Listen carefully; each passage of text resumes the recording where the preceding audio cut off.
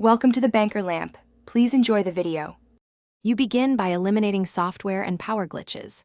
First, hold the switch power button for 12 seconds to force a shutdown, then restart. This clears transient input errors.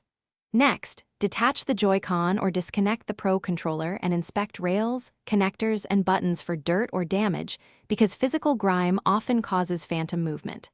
Once done, check System Settings Controllers for a firmware update and install it. Updated firmware can fix calibration and input handling without opening the controller. Now you focus on the analog sticks themselves and the wireless link.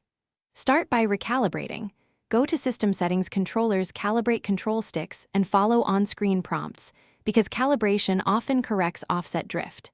If drift persists, use short bursts of compressed air and a swab with 70% isopropyl around the stick base to remove dust and grime that cause false inputs.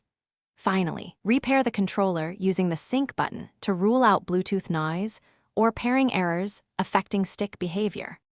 To finish, verify whether your fixes worked by testing the controller across menus and different games so you can see consistent results.